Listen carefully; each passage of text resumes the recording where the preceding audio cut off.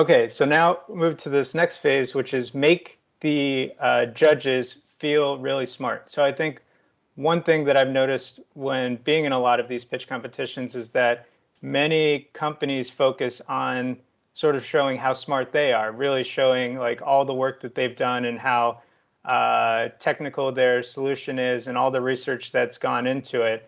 And I think that's really great, but the goal is to win this competition. And I think the way you do that is you make actually the judges feel really smart. And I think you can do that in two ways. One, which is sort of dumbing down your solution, your secret sauce, into something that they can then go to their friends about. Like, put yourselves in their shoe. They're not going to want to have a company win and then later when they're talking about how they judged in this competition say, oh yeah, there's this company that won. I can't really explain what exactly they're doing, but I think it's really important. You have to make them feel like they could actually do this pitch when they leave the competition. And then the second part, I think, is to uh, have them agree with people who are smarter than you. So you want to back up the fact that your technology potentially could solve this solution by referencing how you know that. So referencing either customers you've talked to or authorities in the space that have said that this kind of solution, um, could solve the problem that you're aiming to solve. So for us, we just presented, a sketch of what the device looked like and sort of the components, that it's this reusable device with a disposable.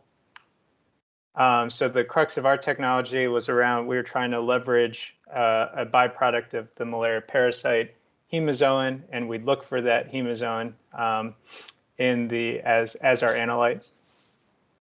And sort of we explained it to the judges that it's basically like having sunglasses. Like if sunglasses are polarized, and if you line up light in a certain direction, it can't really get through. And then without a magnetic field, the light gets through. And so we're measuring that difference. And so tried to just make it as simple as possible for them so they could tell this story when they leave.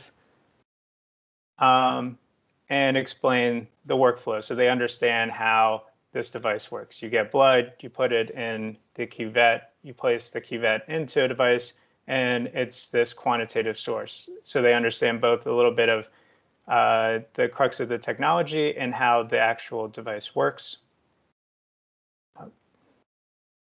And so then we'd talk about how we came to think that this might be a solution for that overall problem, which was a low rate of diagnoses. And we talked about how we interviewed some of these main authorities in the global health space, from talking to people at Path and Find to the Gates Foundation to looking at the target product profiles put forth by the WHO and Unitaid.